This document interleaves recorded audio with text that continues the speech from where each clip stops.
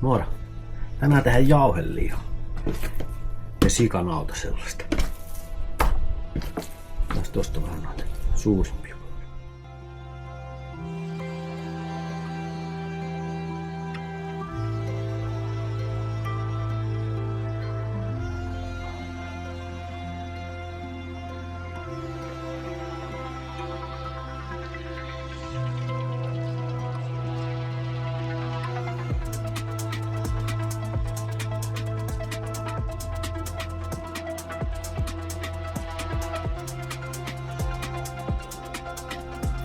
Eli siinä oli nautaa 4,8, melkein 4,9 kiloa ja possun ulkofilettä vähän reilu kilo.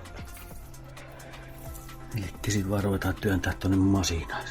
Aika hyvä meteli.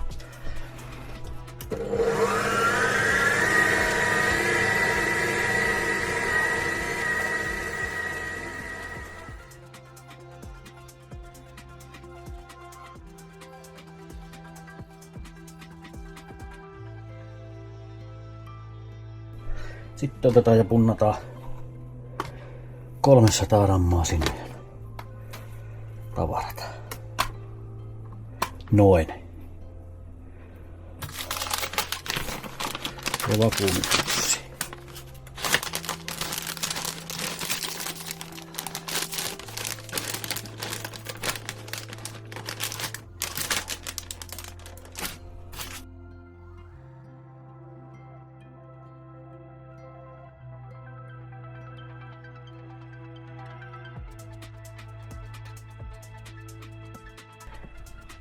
No niin, nehän tuli helposti. Nyt otetaan pussit tonne.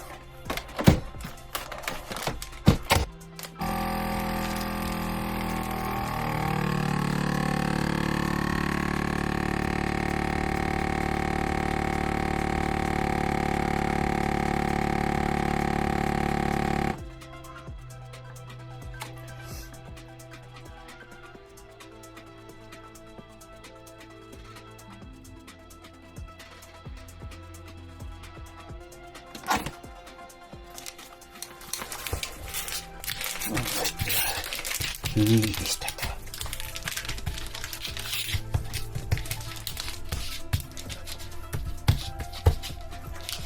Ja sitten pakkasen.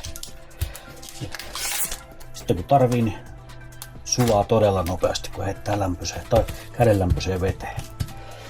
Ei mene monta minuuttia siitä.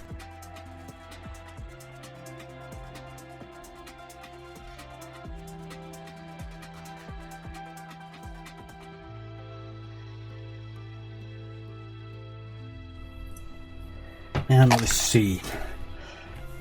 Kilohinnan laitan tohon johonkin. Kannattaako tää tehdä itse vai ei. Mutta eipä siellä ole työnnetty niin paljon vettä kuin noissa normaali kaupan jauheilla. Että sellaista. Ja mitä sitten tapahtuu? Siitä kuulemme ensi kerralla.